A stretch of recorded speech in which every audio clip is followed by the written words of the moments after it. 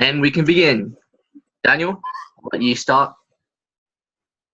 Hi guys, welcome to the Daniel Star Trek Cast. I am your host Daniel, and we are here with Jacob. How you doing, Jacob? I am fantastic today, Daniel. Okay, so Star Trek Discovery premiered I think a week ago or something, and oh Yes, my god, it was so good. It was so good. I loved it. Oh my god, the special effects were great. The story was great. The characters were great. It was awesome. I loved it, and I just I can't stop watching it. Oh my god! And the third episode is on tomorrow. Hell yes, I cannot wait. Oh my god! We're already. I have to say, the actress of Michael, from The Walking Dead, she played Michael brilliantly, and I have to say, round of applause for her. Man, episode 1 and 2 kicked off really strong. The special effects, as you said, Daniel, they were amazing. And I think Star Trek Discovery is going to be one top amazing show, even though some people have been giving it bad reviews. That's just the people that don't necessarily like know the basics probably of Star Trek. But the thing is, the Star Trek Discovery is amazing so far. Like with the 2 episodes that was shown last week, so I can't wait to see more. Yeah, it was really good. I just loved it, and yeah, a lot of people are giving it bad reviews. But I know I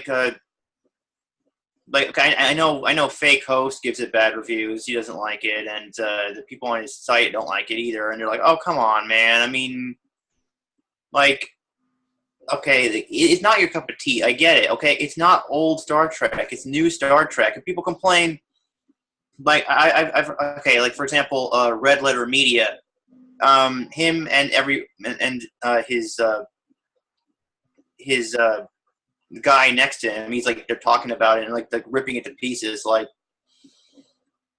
oh, in this episode, all we get is war, and like, oh, that's not Star Trek. And I'm like, you don't get what Star Trek is nowadays. Star Trek nowadays is they go out there and yes, they get into a lot of fights with enemies, That's what Star Trek should have been from the very beginning, but it wasn't because, well, the creator, he just didn't he prevented a lot of things from happening. I remember reading and hearing from many people that I actually watched there was this documentary called Chaos on the Bridge, and they were ripping the creator to pieces. I'm not going to name the creator because he doesn't deserve any recognition, in my opinion. I don't like him. And they were ripping. Okay, they're just telling him like, oh, we tried to approach him and we tried to make stories like war stories. And we tried to, plunge the. They wanted to plunge the Federation into war with the Klingon Empire. But he wouldn't allow it. He was like, "Oh, that's one thing about the Klingons, man. Like the Klingons in this, man, they were dark as shit. Let's just say that because they looked really, really cool and brutal. If you know what I mean. Like by the way they looked, like they looked new and fresh, and that was like really cool, and that's what dragged me. Yeah, I love the Klingons. I really with the Klingons' new look and everything. It was like amazing. It was like, oh yes, man, they're so ruthless and brutal, and it's like, yes, we need that. See, that's what the Klingons were supposed to be from the very beginning, but like I said, the creator wouldn't allow a lot of things to happen, and it was sad. We could have had a Klingon war in TNG. Like, do you remember watching the episode? There's like a TNG episode called Yesterday's Enterprise, where the Enterprise D met the Enterprise C, and like they went through time or something. Yes, that was a really good episode. Yep. In fact, that was supposed to, if the writers had their way, the Enterprise C would have came through, and then that's it. It would have the hole would have closed, and they would have been at war with the Klingons for the entire series. But unfortunately, the creator wouldn't allow that. So. That sucks. It never happened. And then I remember the guy who created the Borg for another epic villain, the Borg. He wanted to make he made an episode called Q Who, which introduced the Borg.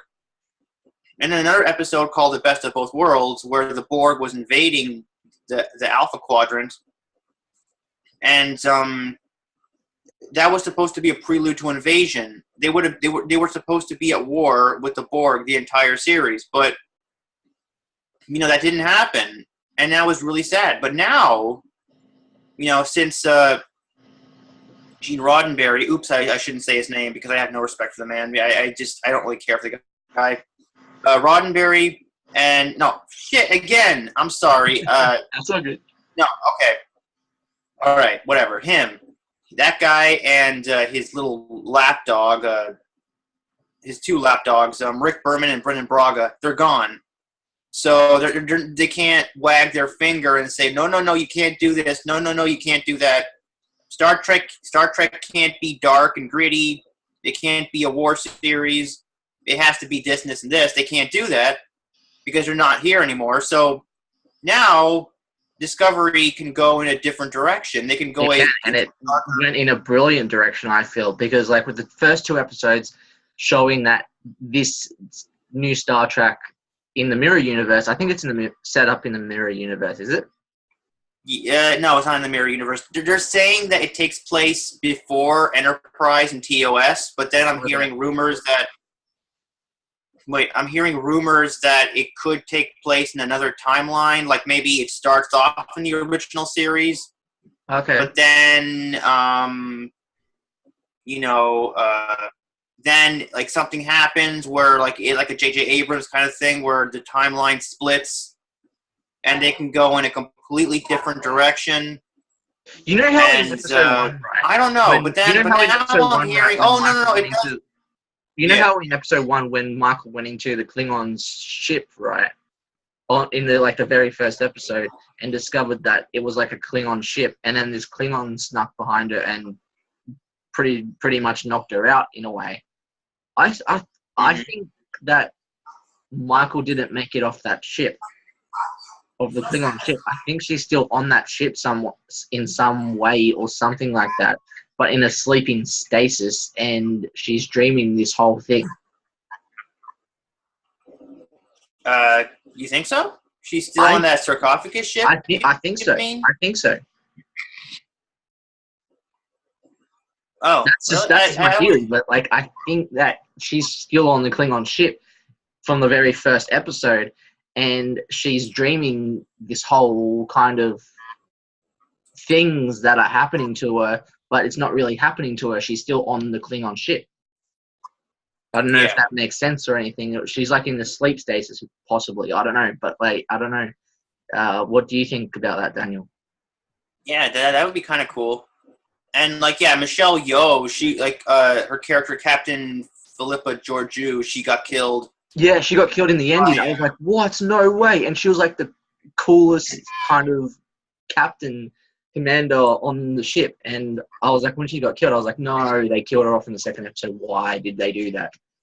Yeah, and then Captain Commander Burnham killed T'Kuvma and Klingon leader, and I'm like, oh, okay, so but you know what? If you know Michelle Yeoh from movies like Crouching Tiger, Hidden Dragon, or when I remember I first saw her in 1997 in a movie called 007 Tomorrow Never Dies. I love that movie.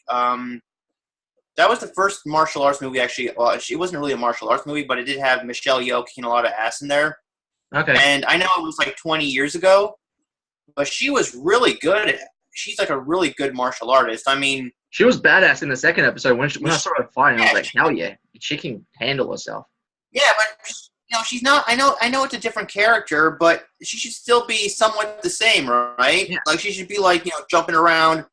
I don't know if you saw that movie, but she was in the Bond movie. She was jumping around, going "yeah" and kicking ass. And she wasn't like that in Star Trek. And I'm like, you should have been the same, but I don't know. I mean, it's a different character. I think they were trying to build up more of Michael's character instead of her character, because it is kind of, I think, based around Michael in a way. So, yeah. So, what do you think will bring next to Michael's character? I don't know. I think it's like they said she's going to go on a journey of exploration or something. Like she's going to go on a journey of discovery or something. Whatever. And yeah, I think it's really cool. And I saw a clip from tomorrow's episode called "Context is for Kings." Okay. You should watch that episode. I mean, yeah, I mean, I can't wait until we review that episode too. That's going to be a good episode. And It is. I reckon. As you said, like episode 3, like I think it's like episode 3 is going to build up to something more and more with more episodes that come along with Star Trek Discovery. I think whichever more episodes come along, I think it's going to lead up to something really great, and it's just going to be more incredible as we go through more episodes that come along. So I reckon it's going to be amazing, either which way. yeah, definitely. And like people are like really bashing this online and saying, "Oh, this is not my Star Trek," or "This is not my Klingons," or like, "Oh my God, like this is too dark and too gritty." But that's why it's so good, And it's because it's on CBS Access. That's why, and it's like you have to kind of pay to watch more of the episodes as they come along. But with me, I legally download it because there's no other way to watch it, so I watch it like that. You can watch it on Netflix. You're in Australia. You can watch it on Netflix. Yeah, no, I legally download it there. It's more easier. Everyone does it in Australia. Shh. Yeah, definitely. So see, the thing is, Trekkies want Star Trek to be all happy and peaceful and vanilla flavor, and that's just not entertaining for today's audiences. I mean, if you watch Next Generation, that is the most boring show. It's because it's all talkative. That's why. You see that you watch that show, right? Yeah, it's because it's talkative. Oh my God, it's all talking. It's diplomacy all the time. I mean, look, for example, look at the Neutral Zone, the last episode of season 1. Okay, the Romulans come face to face with the Enterprise D, and okay, they haven't seen the Romulans in like I don't know how many years, and Picard talks to them, and that's all he does: talk, and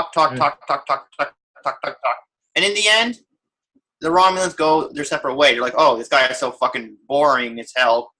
But the thing is, I think each Star Trek series has its own unique to some Star Treks out there. Like to some exactly different Star Trek series, they have some unique in them, and it shows some that it may be talkative all the time in some Star Trek series, but it's like like it maybe needs that talkative in there, but with other Star Trek seasons, it can be dark sometimes, it can be talkative, it can mean something to other Star Trek fans and to other Star Trek people around the world, and it's like, okay, maybe we'll like this certain Star Trek series, let's give this a chance, and let's give, as people are complaining about Star Trek Discovery so far, I think that with each episode that comes along, I think people are going to sit down and enjoy it and actually get the feel what Star Trek should be.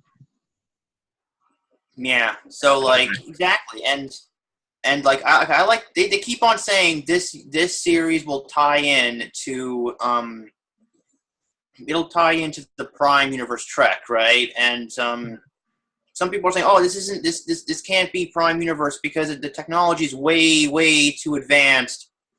This is supposed to be pre-Kirk, right? This is like 10 years before the original series. And why does it look more advanced? Well, number one, they can't make a TV series that looks like the 1960s. And number two, I mean, there's many ways to there's many ways to explain this. Like, for example, you know how our government has like different levels of government. Like there's the government and there's higher levels of the government, and there's things that we just don't know. Mm-hmm. You know, there's like, for example, there's a lot of things. You know, there's like, you know, like you know, like there's like the government, and there's like the shadow government, and all these other levels of government that we just don't know about. Well, you know, okay, what if this Starfleet here is like a different branch of Starfleet that we never seen before, and maybe that's why it's like secret operations or secret projects or something. And like it's like it's like so they could do that, or if you want to explain it like this, like hey, at the end of Enterprise season 4, Daniels, the time traveler from the 31st century, left a lot of stuff in his quarters. He forgot that stuff. So Archer brought that stuff back with him to Starfleet, and now they have that stuff, and they've had that stuff for over 100 years. Because he returned home, I don't know when he returned home, but I'm pretty sure in 2154 they brought all that stuff back with them. Starfleet. So they have that stuff. I mean, they could have used that stuff to, like, kind of inform them on how to make better stuff. But I don't know. There's so many things you can say. And I'm just really excited because they're talking about a universe-altering event or something, or like something like a universe-shattering event in the future. And it's just so good. I mean, I think I like Captain Lorca. The guy played by Jason Isaacs. Jason Isaacs. He was a Lucius Malfoy in Harry Potter. Oh, yeah, he was too. Yes, he was. Yeah, he was really, really good. And whenever I see him, I'm like, oh my god, it's Lucius Malfoy. It's Malfoy, and... Oh, the funniest thing, when I saw, in Star Trek Discovery, the first episode, when I saw Bridge from Power Rangers, SPD, I was like, that's Bridge from Power Rangers, the Blue Ranger.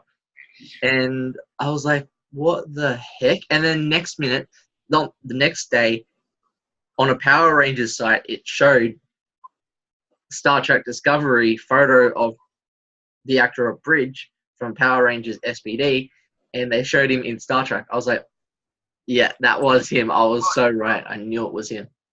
Was he the guy that got blown out, like when the ship broke? Was he the one that got thrown out into space? Nope. He was the guy in the background doing all the computer stuff, like on the computer stuff. Oh, okay. Yeah. Yeah. And I gotta tell you, like, I'm really digging the character of Harry Mudd. Harry Mudd, he's played by Rainn Wilson. He's like, yes. Isn't he that tall alien kind of looking guy? No, he's like a con artist or a con man. He was in the original series. Okay. But then he's like, oh, okay, like now they're making another Harry Mudd. And they're like, okay, like he's like, you ever look outside your windows at the little guys below? There's a lot more of us down here than there are you up there. And I'm getting sick and tired of being caught in your crossfire. Yeah. And I'm like, when he said that, he sounds like the Joker from The Dark Knight a little bit. Yeah, he actually does. He does. I see that similarity. Yes, he does. That was so cool. And, okay, like a lot of people complain, well, this can't be the Prime Universe, how it looks too different. Well, you know what? There's many ways they can explain this. Like I was talking to someone about this yesterday, and I was like, okay, how a building, for example, has many levels, right? It has many different levels. What if a universe is like a building? Now, a universe is a building with infinite levels. So there are an infinite number of timelines attached to a universe, a single universe. So this could very well be the Prime Universe, but maybe a different level of that Prime Universe. So it's like, yeah, they could do it like that. And that would be good. And that would be very interesting. That could work. And that would be sweet. And I think at the end of the series, I think eventually Discovery is going to probably come out in the year 24. Okay, see, Nemesis ended in the year 2379. And then after that, we hear nothing about the Prime Universe after that, except in the year 2387, Romulus was destroyed by a supernova. Yeah. So I think what they can do is, at the end of Discovery, or near the end of Discovery, they could have Discovery kind of like, going through time some reason, and then it ends up in the year 23 90, something like that, 2390, and then maybe it just stays there in like Next Generation era. That would be cool. See, that's how I would do it. That's how I would do it. So it would give everybody what they want. It would tie in everything nicely. And why haven't we heard about Discovery? Why isn't it in the history books? Well, because maybe it disappeared, or maybe it's a top secret ship, just like the Shinju, and then it disappeared. They could do it like that, you know, and it's really cool. I mean, there's so many things. This is why I like science fiction. There's infinite possibilities. You can fix anything with time travel or alternate realities. Or it's so good, you know. This is why I like The Flash, for example. The Flash is a brilliant series. Let's just say that. Yeah. By the way, they're filming the crossover episode right now. And Stephen Amell's been posting pictures of it. So thank you, Stephen Amell. Oh yeah, you're the man. He's been doing videos. He's like, okay, you know, day 8 of the crossover, and I'm thinking to myself, wait, I thought they started filming in Friday, but he said day 8 of filming. So I mean, they didn't start filming on Friday. They started filming like last Friday or something. I don't know. Last Friday.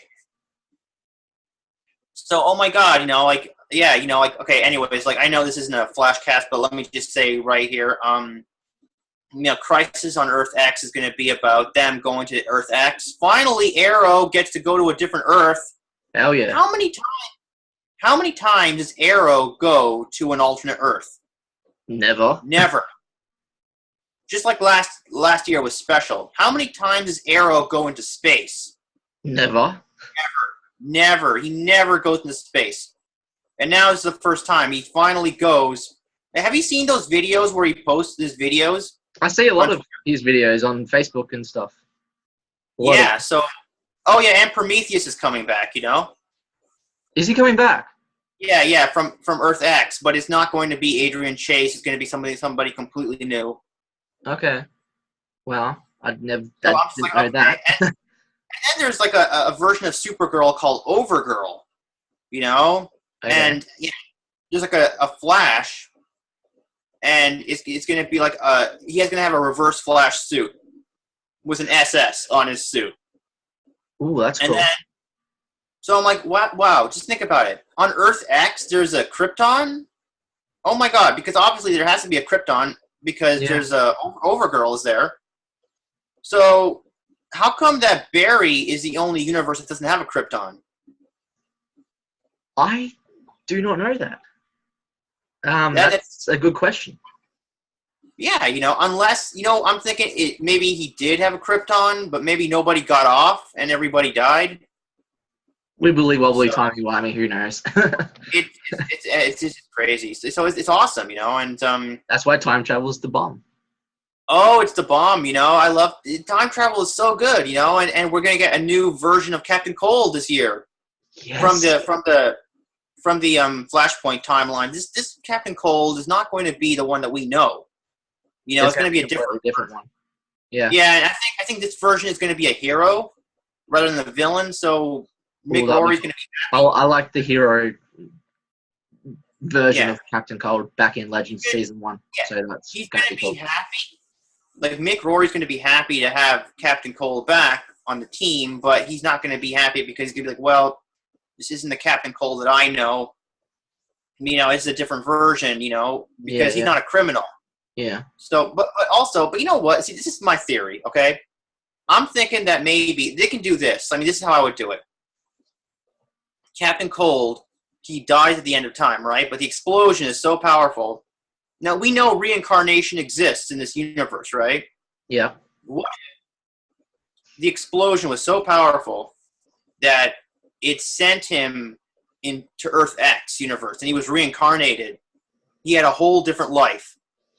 He was reincarnated, and the reason why he became a hero is because subconsciously he remembers Barry Allen, and subconsciously he remembers his time on the Legends, and that's what kind of changed him to become a hero in this universe. That would make sense.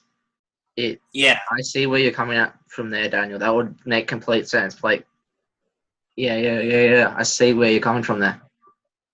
So yeah, like it's just so good, and we get a new character on the team called Zari, and she's from 2030, and But I isn't that guess the one who's joining Legends of Tomorrow? yeah, Yeah. and she's like her time period is like fucked up and everything, and like and Well, Damien Dark's daughter's coming into Legends of Tomorrow. yeah. How did she grow up so fast? In Arrow season 4, No idea. she was young, and now she's grown up. And Unless they want. and guess who's playing her Damien Dark's daughter? No, who is it? Brandon Routh's wife. Oh yeah, that's Yeah. cool. Oh yeah, Yeah. I heard about that. So yeah, and the Time Bureau, the new thing that Rip Hunter set up, is going after Damien Dark and stuff. So that would be cool. That's cool. So so that's it. Damien Dark gave up on Arrow, and now he's like doing his own thing. I suppose so. That's just weird, Like, why would you give up on someone who killed you? Wouldn't you want revenge on him or something? Well, he travels in time, so it's like a bit different. So he doesn't know that he's been killed yet. That's the thing. Wait a second. This is going to be a Damien Dark after he was killed by Arrow. Is it? Yeah. Okay. Then he probably doesn't know. Maybe his memory's lost or something. I don't know. Or I don't know. It's weird, but I think that he's going to remember everything. But anyways, I just wanted to say that. But anyways, back to Star Trek. I'm going to say this is like I think this is going to be the best series. It is. Star Trek Discovery is going to be awesome. Like, oh my god, yeah. Like every episode that's going to come along, I think it's going to just its high factor is going to go up the wall. It's going to be awesome. Yeah, definitely. And also, okay. Also, did you know that a mirror universe? Okay, Jonathan Frakes is directing a mirror universe episode, like an episode that takes place in the mirror universe. I love the mirror universe. Oh my god! If you watch Star Trek, you gotta love the mirror universe. The mirror universe is like the exact opposite of what Star Trek was. Yeah. And it's like what if the Roman Empire went into space, and everybody is like human? They're very raw human beings. They're not perfect people. They're all backstabbing each other. They're conquering planets. It's like the exact opposite of the Federation. It's the Terran Empire, and it's beautiful. And okay, you watch Enterprise, right? Star Trek Enterprise. Yes, I have. Have you seen In a Mirror Darkly Part 1 and 2? I have seen them, but I can't remember them off point.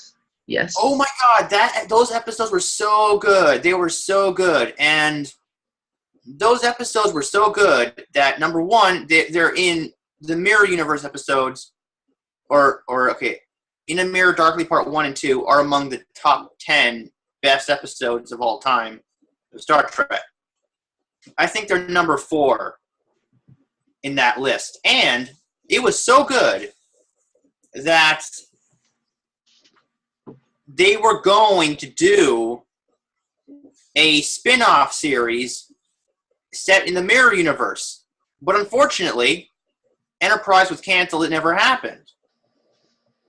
And oh my god, I would love a spin-off in the Mirror Universe. Star Trek Voyager, I love Star Trek Voyager. Where'd you get that? My dad bought it for me a couple months back or years back. Oh yeah, what season is that? Season 2, I think. Oh, how many do you have? 2.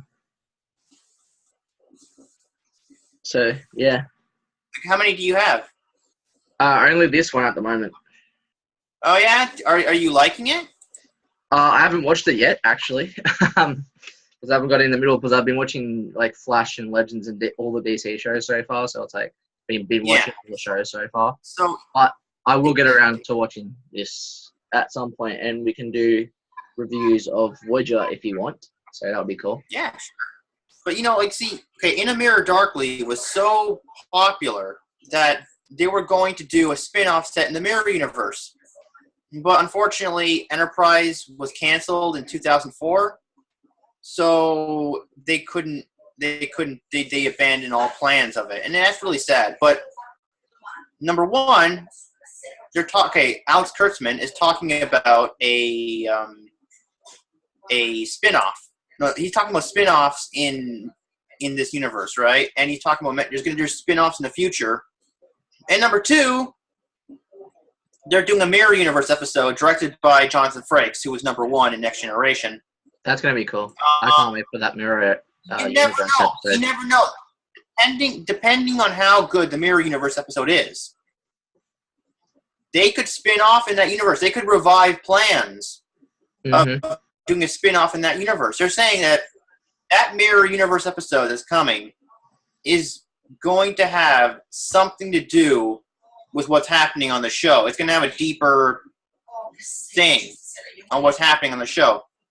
And okay, like in a Mirror Darkly, for example, what they did was they got a future ship, and they brought it back to their universe. They got a future ship from 100 years in the future, and they brought it back to their universe. So the Mirror Universe has technology that's 100 years more advanced than what we have. So they're a very big threat. They can be a very big threat.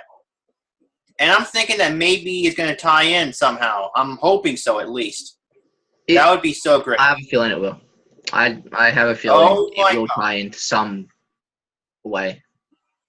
Yeah, and Les Moonves and CBS, if you're listening, please don't listen to Fake Host because Fake Host, he doesn't want a Mirror Universe series.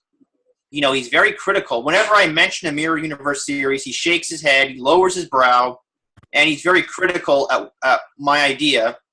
And, okay, whatever, like, forget about him. Like, you know, you're not listening to Fake Host. Don't listen to Fake Host. Don't listen to anybody. Listen to me and listen to everybody else who wants a Mirror Universe TV series. Now, I know a lot of people say, but that would be counterintuitive. Because in the Mirror Universe, everybody is comic book evil. And making a TV series in that universe would turn it into a big comic book. Well, first of all, people love comic book shows. Look at Flash. Look at Legends. Look at people today want good versus evil more than ever. And look at the Marvel series these days. Look at Daredevil. Yeah, and look at Jessica Marvel. Jones Look at and Star Luke Wars. Cage and all that stuff. Man, those shows are killing it on Netflix. Exactly. I mean, okay. Also, look at the Flash. The Flash is villain of the week, big bad guy boss at the end. So, for example, season 1, we had villain of the week. Oh, hold on a second. Oh, hell.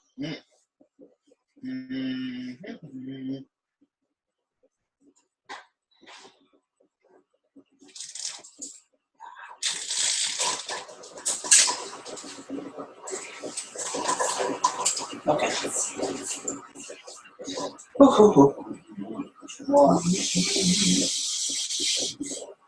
Sorry about that. I just had to clean something up.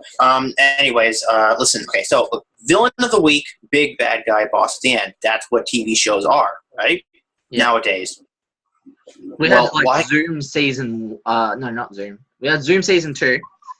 Season 1 was Reverse Flash, and then season 3 of the Flash was Saboteur. Exactly, and we had villains of the week, right? So villain of the week, big bad guy, boss at the end. Why can't Star Trek follow a similar formula? But then I've been talking to people like Steampunk, and they're like, "Well, because Star Trek isn't that kind of show," and I'm like, "What are you talking about?" Yeah. Okay, because you don't want it to become that kind of show. Because people like Steampunk want it to want Star Trek. They want to keep Star Trek, boring and talkative. And they want shows that make them think deeply about philosophy and science. And look, I'm trying to tell Steampunk. I'm trying to tell him, listen, the majority of people are not like you. The majority of people don't want that stupid, peaceful, cerebral bullshit.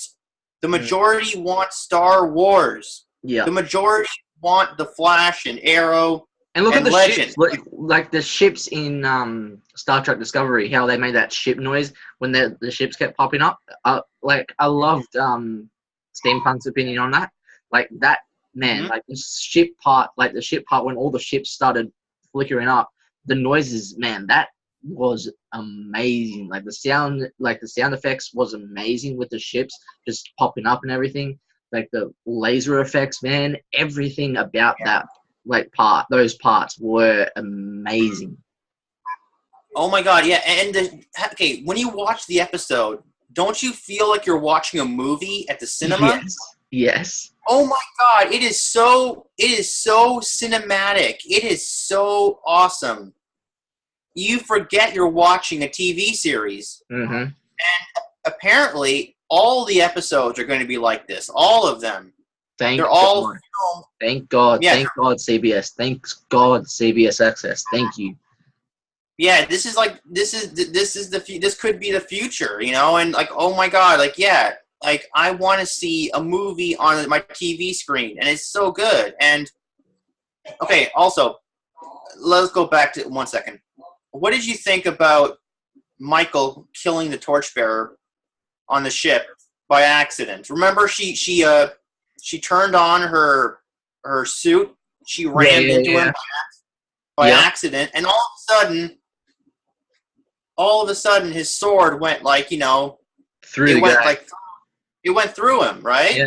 And she didn't want that. Like, you know, it was an accident, but yeah, you know, it's like, wow, like it was pretty brutal. Let's just say that. Like that, I was like, wow, that was brutal. Yeah, and I'm just like, whoa, you know, and it's like so, like in Even like when in the part when like the very end of part 2, episode 2, when the lady commander died, I forgot her name. Daniel, help me with this. What's her name? what are you Chinese talking lady. about? Are you talking about the captain? Oh, Yeah. Captain George Yu. Yeah, that lady. Well, when she died, that scene was so horrible. Like how Michael was trying to get to her in time, and the guy on the ship, the guy who was in charge of the transporting, he was like, we can't transport her back if she has no life. I was like, holy crap, that would be the most horrible situation to be in ever. And I was like, oh my god, I was like gut wrenched when I heard that. I was like, wow. Yeah, I mean, some people say that she could still be alive. I don't know. I mean, some people say she could still be alive, but I don't think so. I mean, no one could survive that, you know. Yeah, no one can survive a stabbing like that. No way. Oh well, if it is that what I said earlier, if Michael is in basically some sleeping trance state and still on the Klingon ship from the first episode, maybe she is alive in some way, and it was just all a dream, and everything is still a dream. What Michael is seeing and everything in some way in motion, if you know what I mean. Mm-hmm. So I don't know. It could all be just a dream, maybe, and the Klingons are maybe using Michael in one of those sarcophagus things, and she's in a dream state. Who knows? But maybe that commander lady didn't die, and maybe she's still alive in some essence. I don't know. Yeah. So absolutely, and some. But I have to say, Daniel, what would you rate these first 2 episodes?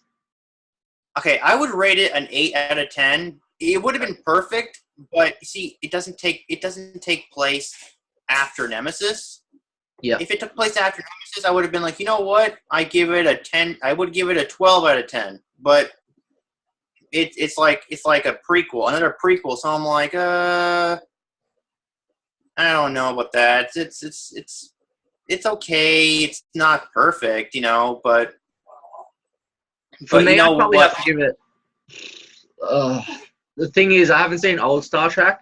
I've seen like only a few on TV and things. That's the thing. I've only seen like a few old classic Star Trek's episodes on TV. Yeah. But looking into this new series, Star Trek Discovery, for me as a newbie of Star Trek and everything, for me, I have to give it a 9 out of 10.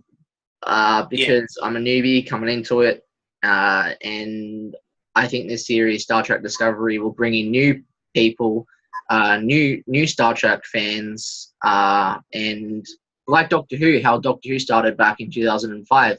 It brought me into new Doctor Who when I was watching some old Doctor Who classic on TV back when whenever I got home from school, primary school. I was like, every time I wanted to come home from primary school, I always wanted to sit down and watch an old classic episode of Doctor Who. When I was about 10 years old, possibly, like, I think I was 10 years old. Yeah, 10 years old. I was like, bam, Doctor Who's on every afternoon, watching Doctor Who, old classic Doctor Who, boom. So I sat down and watched old classic Doctor Who, and then when 2005 hit, I was like, I don't know how old I was old in 2000. Oh, by the way, talking about old Doctor Who, are you gonna get the animated Shada? They're making Shada into an animated movie with Tom Baker. Really? Yeah. I have that though. Oh, you have Shada? Yeah, but in real, is that a missing episode? Yeah, it's a missing episode. This is Discovery. I didn't know that Tom Baker had a missing episode. Yeah, they didn't make Shada. I will definitely maybe get that then. Thank you for letting me know. I mean, it's so awesome. I mean, I'm definitely gonna get that.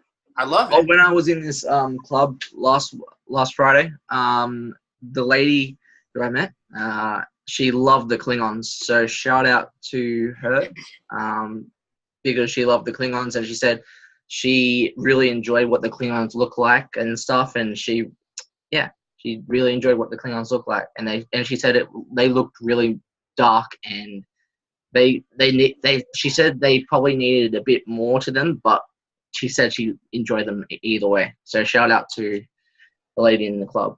There you go. Yeah, it's so good. Like, oh, I'm excited. Like, hey, have you seen the trailer? The trailer for the third episode? Yes, I have. It's gonna be looks brilliant. I mean, we see, like, for example, we see Michael. I think she's back on Vulcan, and she's like training or something. She's like doing some kind of kung fu or something with I think it was Sarek. That's cool. That is so cool, and I'm like, wow, because they're Vulcans and they have a certain kind of like a martial arts thing they do. You know that like new whatever. commander guy that's taking over the commanding rank, right? Oh, what are you talking about, Captain Lorca? Yeah, I think that's the guy. He's the new guy, like the new guy that's taking over, because like he's like the new commander in charge. Yeah, and he has Michael in custody, I think, or whatever. So yeah, with him now as commander, would he have a new crew? Or yeah, he has a new ship and a new crew. Because remember, the Shenzhou, they abandoned it. It wasn't destroyed, but it was abandoned. Yeah. So, I mean, what did you think about the Shenzhou? That's the thing. Like the Shenzhou, let's just say it was all right. They were all right. Let's just say that. It was okay, but it had no personality. It was like an empty shell. It had no personality because, like, if you know about starships, like each starship has this, like, it has this, like, kind of, it's not a living thing, but it has its own personality. It is a character on the show, and like it's like it looks. The Shenzhou was like really. It just felt like. No, it was nothing special. No, yeah. So yeah, but the Discovery ship is gonna look more like really. It's gonna be good. It's gonna be awesome. Okay, I'm gonna call it right now. The Discovery is like. Okay, well, why does it look more advanced than the Enterprise? Well, because it was made like 1 year after the Enterprise was made. Yeah. Because the Enterprise was made in like 2254.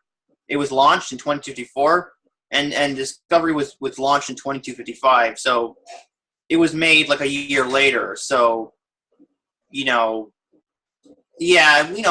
don't know. Either that or maybe it's some kind of ship like from somewhere else. I don't know, but Do you have any overall ending discussion, Daniel? What you think episode 3 will bring to the table before we end this cast? oh my god! First of all, I can't wait to review episode 3, and I think it's going to be it's called Context for Kings. It's going to be the first episode on Discovery, and it's going to be good. Like they opened a lot of mystery on that ship, like it's really cool, and I don't know, it's just really cool. This series is going to have a lot of mystery to it, and it's going to be really good. Hoping. And a darker series, and and I like that, and I know they try to get fake host tries to get me to watch the Orville, and I'm like, I've watched episode 1 and 2. I'm watching episode 3 at the moment. The Oracle is the Oracle or whatever it's called. It is an okay series. Yeah, it is an okay series, but to compare it to Star Trek, it's a bit similar to Star Trek in a way, but overall they have their differences. It's because it's a bit like I read in the comment. It's a bit like Firefly. What else is like? And I saw in a comment it's like another series too, like similar to Star Trek. Yeah, I see that similar to Star Trek.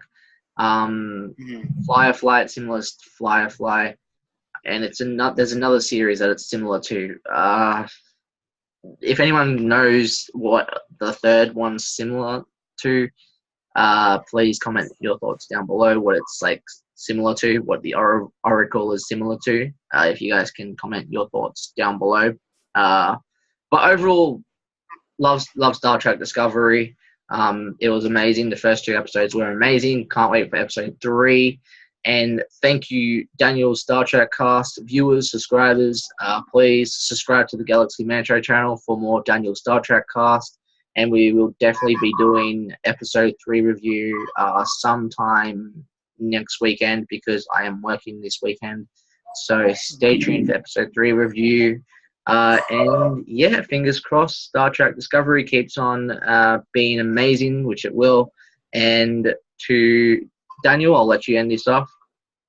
So yeah, I got really high hopes for the future of this series, and whoever who doesn't like this show, well, that's your problem. If you don't like this show, go watch Next Generation. Go watch that stupid the Oracle.